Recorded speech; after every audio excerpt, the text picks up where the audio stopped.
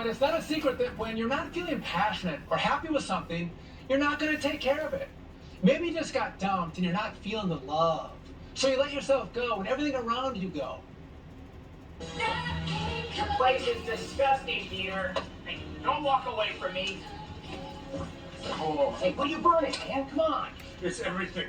It's everything that reminds me of her, and I need it gone. Okay, I thought I was fine, right? And I'm not. I'm not fine at all. Maybe you just got fired and you don't know what to do with yourself. I am completely miserable, San Diego. It's so damn hot. Milk was a bad choice. And so you start to let yourself go. That's exactly what's happening in America right now. When you don't love where you're from, you let it fall apart. Right now, as our major cities are rotting, there's no sense of ownership, and our leaders are just letting it happen. We're seeing this in real time in the decaying streets of San Francisco and Los Angeles, where homelessness and filth are taking over. We're seeing it in the streets of New York City, Philadelphia, Chicago, where it's not the people or elected officials running the city, it's criminals. They have free rein to terrorize innocent Americans, and no one's stopping them.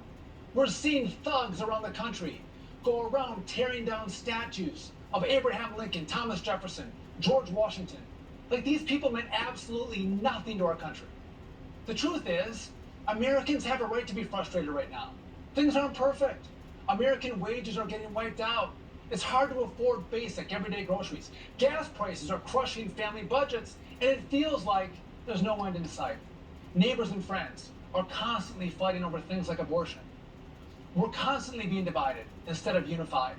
And every day, that wedge is driven deeper as the left has their eyes set on trying to tear down America.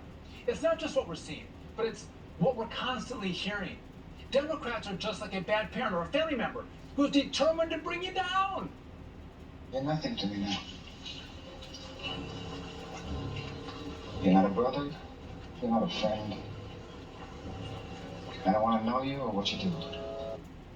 Who in their right mind would want to stick around for someone like that? No one. But yet, it's all we hear from the left.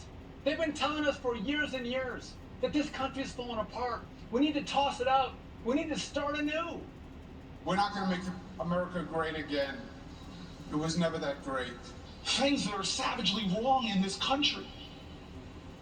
There's a normalcy of injustice that I was really disturbed. I saw, dozens and dozens of pickup trucks with, explicatives against Joe Biden. In some cases, just dozens of American flags, which, is also just disturbing. You heard her. American flag is disturbing. Bad. The left has been trying to drill into our brains since we were young that American exceptionalism is not something to be proud of. It's something to be ashamed of. And it's exactly what they're trying to teach our kids right now. We've been told time and time again that our founding fathers were corrupt and awful people. And that piece of paper called the Constitution, well, just throw it out. The Constitution is kind of trash. It was written by slavers and colonists and white people. The Electoral College was based on our founders' racist ideology. The history of the Constitution is outdated. Look, the founding fathers were racist, misogynist jerk faces.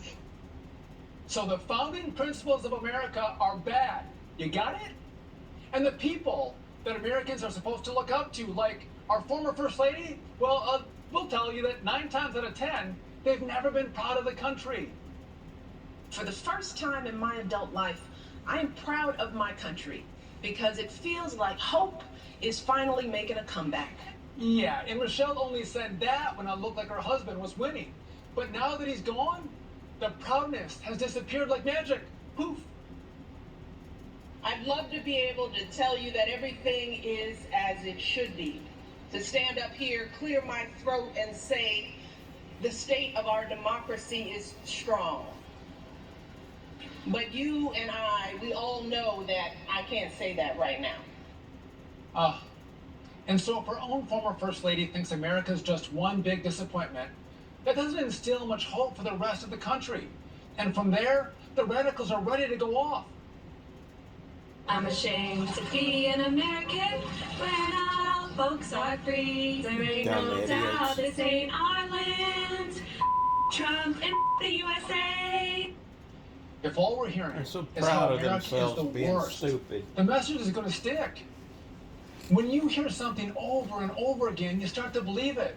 So it's no surprise then that a new Fox News poll reveals that 56% of the country isn't proud of America.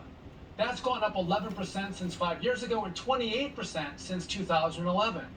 It's a shame that most of America isn't feeling patriotic and happy with where we are right now. But you really can't blame them when you have people like AOC and Nancy Pelosi always trying to tear us down. But we're not going to accept that. It's one thing to remember in life, no matter where you go, no matter what you do, don't take no crap from nobody. When it comes down to it, we need to be proud of who we are. Don't let anyone tell you or your kids that we should be ashamed of this country, because there's so much to be proud of. Since 1776, the United States has only grown stronger and stronger. We're the most innovative and creative country in the world. We're the land of opportunity. People travel far and wide to come right here to America. We're the most generous country in the world. We give and give to other countries who aren't as fortunate because we want to help people. What other country sends their young men to other parts of the world to fight, not for power, not for money, but solely for other people's freedom? And we're the most free country on this earth. That's something to be proud of. We're the land where everyone is equal and every single American matters. That's never going to change. So we should be proud of our identity and stick up for a country that will always stick by us. All right, Joey Jones is a retired United States Marine and a Fox News contributor. Joey, I wanted to have you on when I was reading that poll because I know you love America, but I want to know, what do you think is driving these numbers where people aren't proud of our country? Man, that monologue, let me tell you, I'm hyped over here. I didn't know how to feel about this, but now that you've spoken, I've collected my thoughts. I understand it, though. When you look at the two groups of people we have in this country that are loudest right now, you have the progressives on the left, and their ideas are rooted in not just victimhood, but grievance. You know, they believe that our prosperity is a derivative of oppression, centuries of it, that they feel has never left. And then you look over to the right, and they see corporations bending to the woke mob. They see what they see as CRT. They see all these types of ways that our culture and what they believe to be what made this country prosperous being attacked. Conservatism is rooted in responsibility, and they see that being abdicated all along the way, from absent fathers to the grievance culture of wokeism. And so you have two groups of people who are highly passionate, and one's no more proud than the other right now. And we do have a media and political class that prey on that and exacerbate it. That's why I love that monologue so much. But listen, there's an exercise at the beginning of woke culture that started to creep into schools and colleges. They put everyone on a line. And they said, you know, if both your parents were at home, take a step forward. If you're white, take a step forward. And the idea was that if you had privilege, you were up here. What if you took people from countries around the world, put them on the line, and asked questions like, if you have a Bill of Rights, take a step forward. If you had running water and electricity, take a step forward. If you had internet connectivity, take a step forward. If you had at least one big meal a day, take a step forward. Basic things that we as Americans never, hardly ever question. And think about the gap between us and most everyone else that could stand on that line. It's a really good point. And as I think of you, you left part of your body overseas. And news just came out that every branch of the U.S. military is having trouble with their recruiting numbers. So if you teach your kids to hate their country, why are you going to get children to actually volunteer for a military force where they can make the ultimate sacrifice? This almost seems like it's a national security risk. Listen, I was talking to a buddy the other day, and I don't want to go to all of it, but he said, man, we're raising a generation of weak men and pissed off women. And I said, well, first of all, what do you mean? He's like, well, listen, when we talk about this recruiting problem, he's my Marine Corps mentor, and that's what he was talking about, the people that would come to him in his recruiting. But what he would say is basically, this isn't just a problem of want to. A third of everyone trying to join the military can't.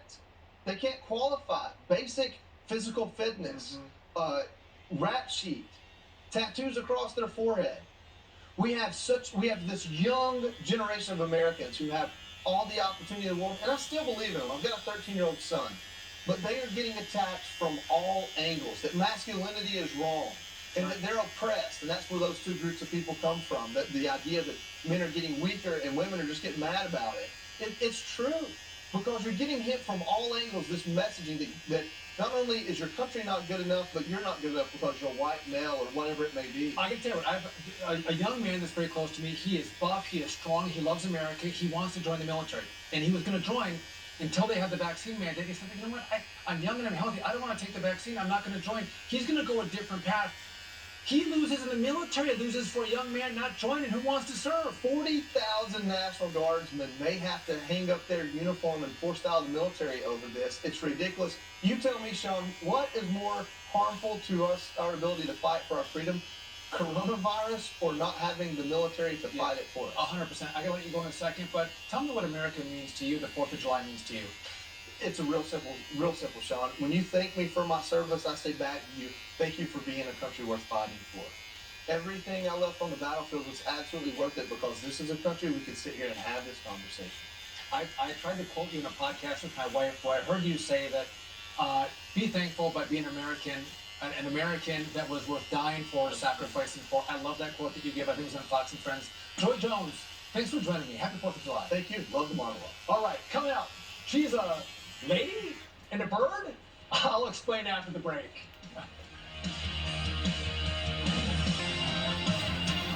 Happy 4th of July weekend. I hope you're all ready to celebrate America's birthday. The good news is most people forgot about COVID, so you probably don't have to deal with any annoying relatives nagging you about masks and vaccines. The bad news, your cookout is going to be more expensive than ever before. Remember when Joe Biden took credit for saving you 16 cents at last year's barbecue? Well, things have changed. Prices are up 17% since last year for beef, buns, chicken, and lemonade. Not to mention potato salad and ice cream. Is the president going to take credit for that too? And if you're traveling this weekend, you're really in for some pain. We all know how ridiculous the price of gas has gotten under Joe Biden. But don't complain. The president, he says, will have to deal with it for, quote, as long as it takes. So how long will it take? Months? Years? We don't know. One of his top economic advisors was asked about Biden's comment, and he doubled down, saying the American people will have to sacrifice on the altar of the liberal world order. Well, what you heard from the president today was a clear articulation of the stakes. This is about the future of the liberal world order, and we have to stand firm. Liberal world Wow. order. Ned Ryan is the founder and CEO of American Majority. Hey, Ned, good to see you. I guess I was shocked that you have the economic advisor to the president actually come out and say in open television that they're all about a liberal world order. What does that mean to you? Well, first of all, at least, well, it's refreshing, Sean, that they're dropping any pretense that anything that they're doing is to benefit the American people on any level. And I think really what it means to me is those that are in power and governing this country truly think that this country, as the founders intended, is evil. And therefore, and I think we should let this sink in, Sean, those who are in power and governing right now think this country is evil and are hell-bent on destroying the American way of life as we now know it. And you can see it right through the domestic energy policy. I tell people, you think $5 for a gallon of gas, that's child's play. They're intent on $15 to $20 for a gallon of gas, so we all end up driving electric cars, powered by cobalt, mined by slave labor, eating bugs, eating Bill Gates meat, mindless serfs of a ruling class. That's what they want, Sean. When they say liberal world order, they want us all subservient to them, for America to cease to be a sovereign nation and to be a globalist, second-rate country. That's all they're aiming for, Sean. And I want to remind people, everything that is taking place with this administration, it's not a mistake. It's intentional. They fully intend to change this country to make it fit into their liberal world order. You know what, Ed, that's a really good point, because this quote on CNN underscores the point that this is intentional. This isn't by accident. And what's shocking to me is the fact that, to your point, they may hate America, they may think America's evil, so maybe they feel justified in making us poorer, less safe, and less free.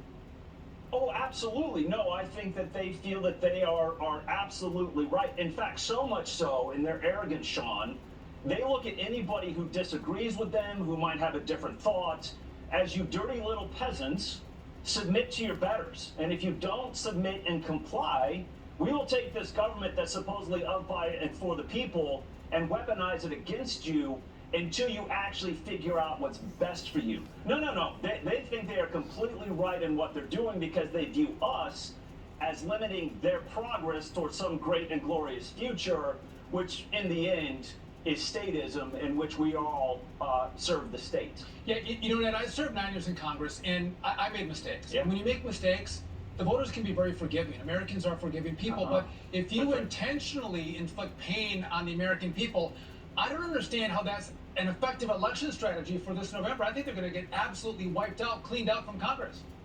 No, I do too, and they are making it very clear that they intend to economically destroy the American people, the middle class, and even more so, that's insulting, make them pay for the pain of it all.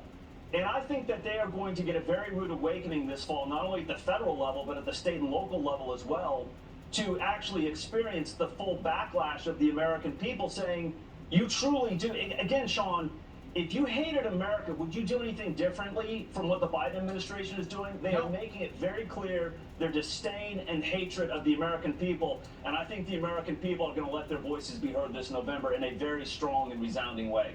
Ned, if you love America, they would have changed course a long time ago. To your point, That's right. I'm not so sure they love the country. Ned Ryan, always smart. Thanks for joining me. Happy 4th of July.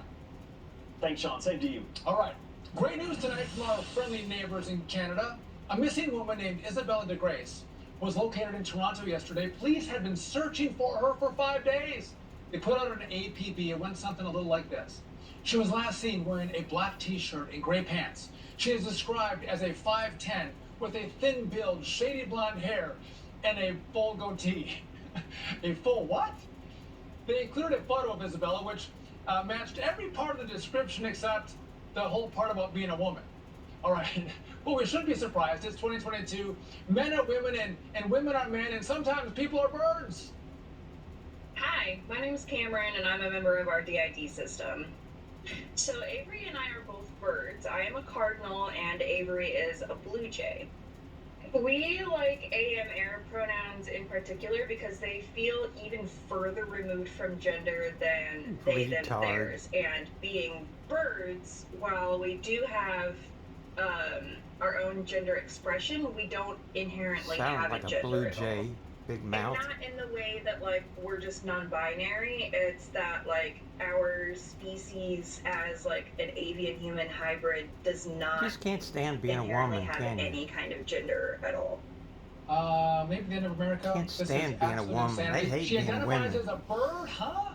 Oh, wait a second. Where have I heard that before? Women can't stand to be women.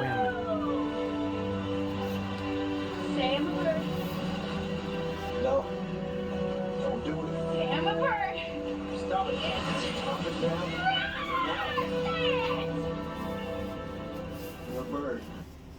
You know what? Hey, fold You it. know what, lady? If you're a bird, I'm a bird. You know what? I think she should actually try to lay eggs and see what happens as a bird. This may be too much information. All right, up next. See her The set on border her is a nest. deadly free fall, and it's about to get a lot worse. We're going to discuss. Dumbbell.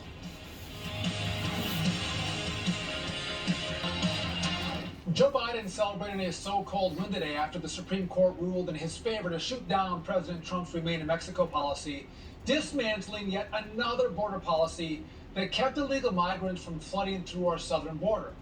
But this is by no way a win. With 250,000 illegals already flooding in every month, kicking Remain in Mexico to the curb is just going to unleash more hell. As if things weren't already a disaster. All week, we've seen thousands of migrants just walking straight into Texas, illegally crossing through the Rio Grande River completely unchecked. That's on top of the devastating loss of life we've been seeing.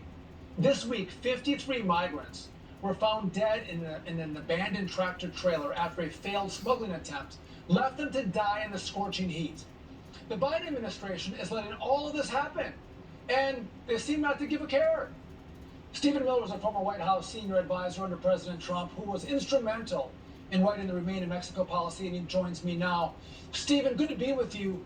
What impact does the court's decision on Remain in Mexico, vacating it, have on our border?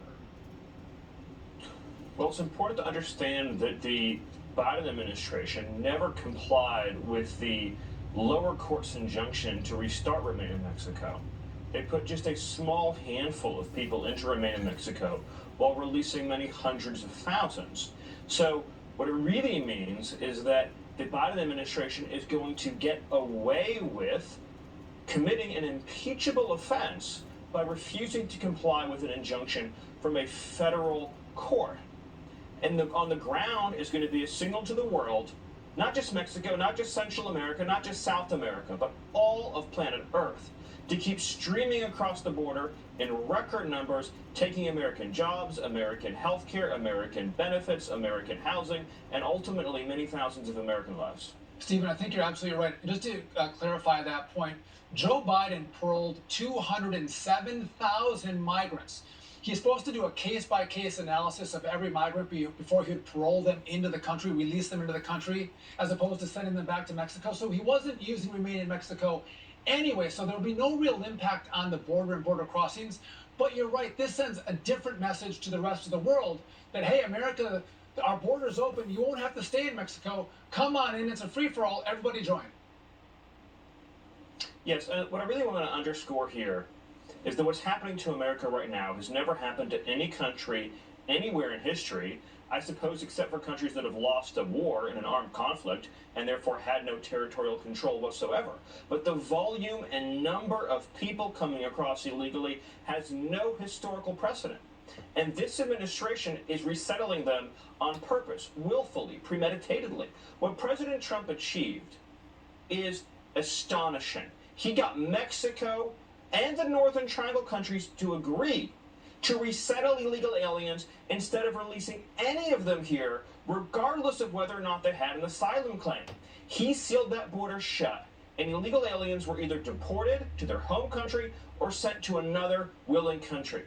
Biden has come in and taken the policy of catch and release, turbo boosted it, and applied it to families, single adults, minors, everyone. You get to the border, and then you get to go on to the destination of your choice. This is going to ultimately cost our Treasury trillions of dollars in the long term. You know, Stephen, everyone may not have loved what you and Donald Trump did together to secure our border, but you made an effort to secure our border. There was building of the wall. We just talked about, there was Title 42, which Joe Biden has tried to eradicate. And then there was Remain in Mexico. All policies that were working, Joe Biden is trying to get rid of all of them and replace them with nothing. Talk to me about the human impact. We were mentioning the 53 migrants who died in the tractor trailer. Basically, they died from heat exhaustion. There's a humanitarian crisis that happens with those that come across the border. Yeah, go ahead. Is heartless, soulless, wicked, and cruel. Record numbers of illegal migrants are dying, suffocating to death, dying of heat, sweltering, horrible, unimaginable deaths. Record numbers of Americans are dying of drugs. ICE has been defanged, dismantled, and decimated. Illegal aliens with severe criminal records are being released from our prisons and jails to prey upon innocent citizens. What President Trump did by establishing these deals was to end catch and release permanently, so every illegal immigrant that Border Patrol apprehended could be sent to another country. That had never, ever been achieved before in American history, going back to Eisenhower. And Joe Biden came in and ordered every one of those policies, Title 42, Safe Third Agreements, asylum suspensions, Remain in Mexico, ordered them all terminated for the singular goal of facilitating the largest resettlement of illegal aliens in history. Americans are suffering, our hospitals are suffering, our workplaces are suffering, our taxpayers are suffering, and illegal immigrants themselves are being horribly abused, sexually assaulted, and murdered and killed. You know, Stephen Miller, it is shameful. We appreciate your work in the White House. We appreciate your clarity today. Thanks for joining us, and happy 4th of July. Thank you. All right. Thank you. Meanwhile, Biden's incompetence is hitting border communities the hardest. Just look at Arizona's Tucson sector. They've seen a 44% increase in illegal migrants crossing the past year alone. My next guest is fighting for a chance to represent Arizona. Jim Lamone is a Republican Arizona Senate candidate, and he joins me now. Jim, good to see you. So talk to me about illegal immigration and the impact it's having on voters in Arizona, because as we know, Arizona used to be a red state, but Joe Biden won it in 2020. So how does this impact the way the vote goes in Arizona. Sean, it is front and center. It is the number one issue here in Arizona. 72% of Republicans and the independents who vote in the primary and general say this is their number one issue. Trying to manifest itself all across our state. We're front and center here with this 50,000 per week invasion of our country. Now, I, as ex-military, as a business guy who gets things done, came from a career building large-scale power plants, billion-dollar plants, on time, on budget. I intend to do everything in my power, Sean, to shut down business in U.S. Senate until we get this resolved. Get back to Remain in Mexico policy, ensure that is the law of the land, and in fact enforced. Because this invasion of Arizona, Sean, it's unbelievable. I mean, I served in the military to stop invasions of other countries, and it's happening here. So Jim, you want to replace Senator Kelly. We've heard the national polling with the Hispanic vote. They have an approval rating for Joe Biden of 24%, the lowest of any category in the country. They have the lowest for Joe Biden. And so are you seeing that movement with Hispanics in Texas that say, listen, I'm sick of these policies. I don't want open borders. I want you to focus on a great economy. Are you picking that up as you're traveling the state? Sean, absolutely. And we're advertising in English and in Spanish all across the southern part of our state. We've been well received in the communities. These are devastated along the border. The cartel controls the border here in Arizona. $6,250 per person is paid for every migrant coming across that border. So yes, in those advertisements, in some cases, they found excuses before on these radio stations not to allow a Republican in. We're there. We're being well received. The mining community, also, those type of communities are looking for jobs, and I intend to bring mining back strongly here in Arizona. It's finally time for someone in Washington, Sean, to actually stand up, have the guts to get things done for the American people, the people right here in Arizona who are on the front lines of this craziness. And that's why, as a business guy, I've stepped up, not a lawyer. We don't need any more of those in D.C. You see how they failed us, but I'll stand up for the people out here, and I'll take it to the hill. And I will make sure that as a Army veteran, that our people in Arizona are taken care of. Jim, when I ran for Congress, I never said I was a lawyer. I always said I was a prosecutor. No one likes lawyers. Listen, good luck with the race. I know how hard they are, and happy 4th of July. So happy 4th, and God bless America. God bless America. All right. Watch out, climate crazies. They're coming for your tires.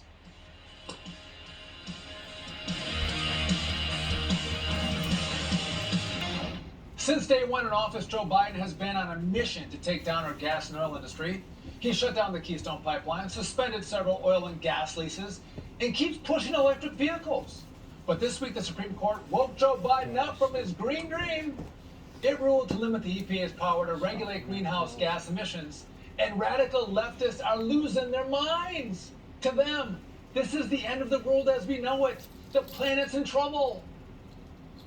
This ruling isn't just a blow to the Biden administration, but it has the impact to affect people's lives for generations to come. I don't think it's right to think about it as a loss for the Biden administration. It is a loss for America. It is a loss for the world. We need to cut our emissions in half as a planet by 2030 to give ourselves a decent chance of staying below this 1.5 degree threshold, which scientists of the world, activists of the world have embraced as the real target. The challenge that we have is that yesterday's meeting was really disappointing. And in many ways, it sent some devastating signals. What it did was tell us that the Supreme Court is more interested in special interests that are being funded by the fossil fuel industry. And there are climate nuts out there who are actually listening to these people. One group from the UK is taking climate change so seriously, they call themselves the tire extinguishers. Now these punks go around and they find SUVs and they deflate the tires. Their mission, make it impossible to own an SUV. They've wreaked havoc in countries like Austria, Germany, and Switzerland.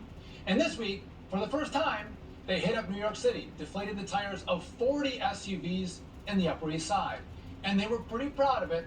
The group celebrated by posting a picture in the act, along with a leaflet that says, "Your gas guzzler kills."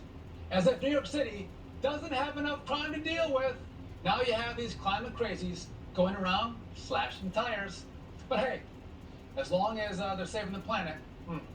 All right, Douglas Murray is a Fox News contributor and author of The War on the West. Douglas, good to see you. I'll tell you, happy 4th of July, but you're not an American, so I'm not going to do that.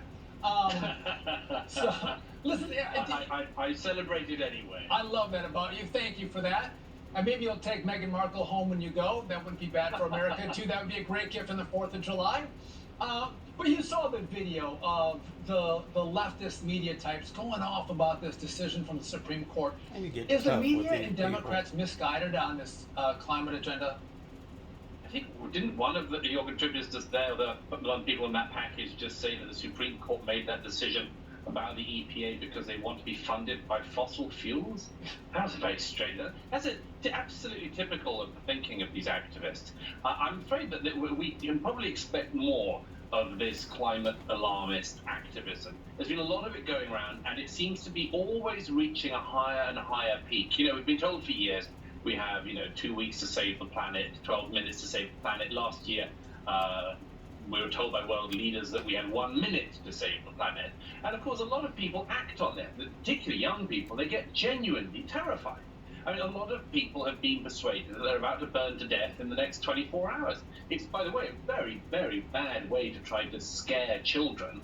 But then we see the results of it, which is people like these hooligans, believing they're acting in an incredibly righteous way, going around the Upper East Side slashing tires and so on. I'd like to see them try that in Texas somewhere, by the way. I'd like to see them try their activism there. But this is absolutely typical. It keeps on being ratcheted up another notch in the extremism, and that's because so many people just keep on ratcheting up their language. Yeah, Douglas, the last time I checked, I don't think Joe Biden drives around in Teslas. I think he drives around in SUVs. No. I'd like to see them try to do that to the presidential motorcade, see what happens.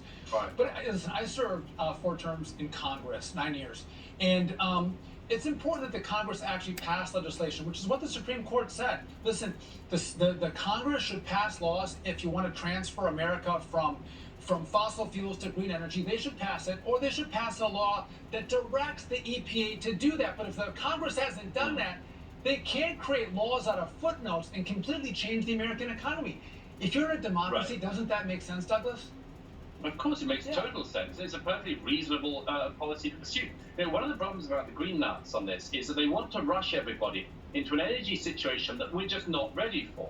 I mean, whatever the virtues of various of the green energy and zero carbon stuff, it doesn't work yet. It doesn't keep the grid going. It doesn't keep people's cars running. It just isn't possible yet. Maybe it will be in a few decades, but it isn't at the moment. And so this relentless war on fossil fuels, which we've seen the Biden administration taking part in, the relentless war on nuclear energy, always forgets the reality of where we are now. We're not yet in a situation where we can even hope to be close to the sort of energy provision that the green lobby wishes that we were. And, we have just seen in real time one of the consequences of this. If you decide to take this sort of green long-term view and you forget about the short term, you end up with massive hikes in energy prices, which we're all going through, massive hikes in oil prices, which we're all going through. It's not just because of Vladimir Putin invading Ukraine. That's certainly got something to do with it. But it's also to do with incredibly short-term policy decisions made by the American government and other Western governments.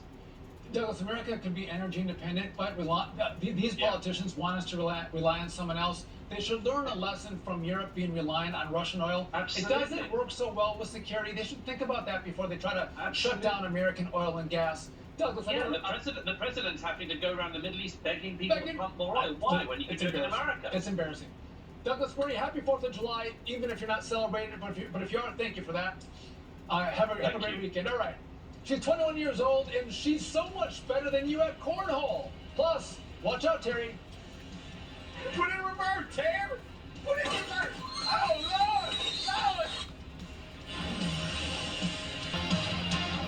I don't know about you, but here at Primetime, we're excited about the 4th of July.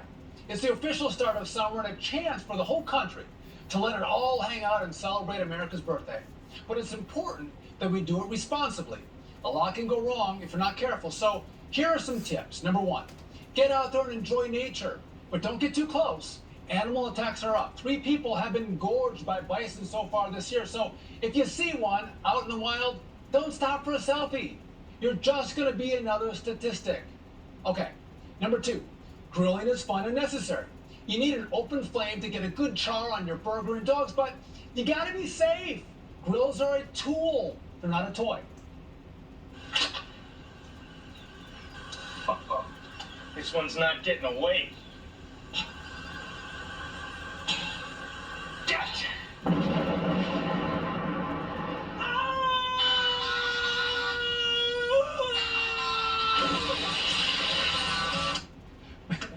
And water sports are fun. Go take a dip, but don't be a hero. That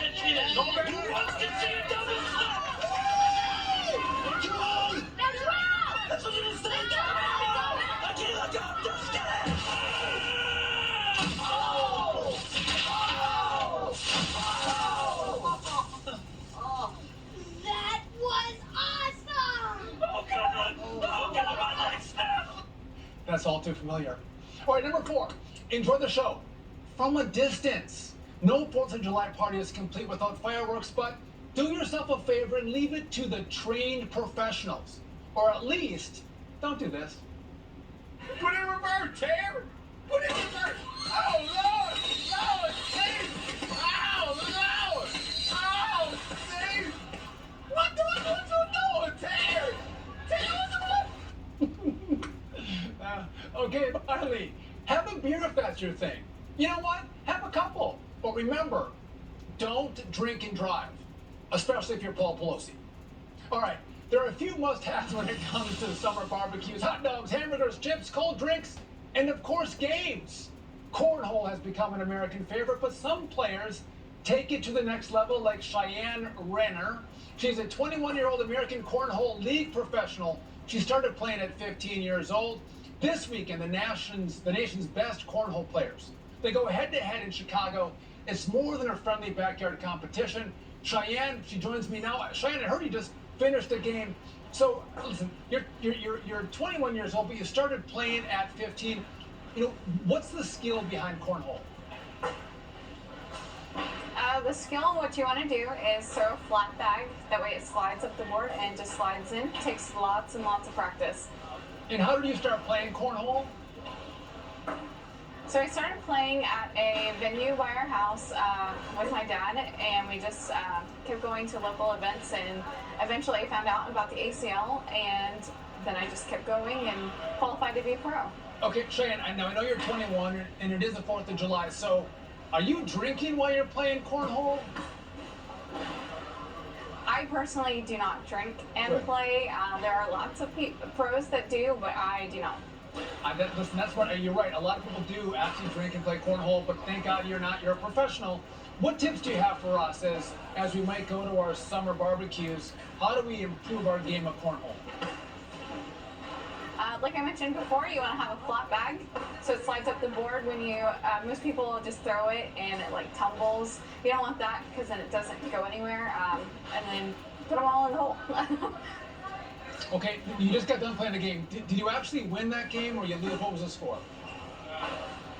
Actually, we lost that game. It was 21-7 or 21-18. Yeah.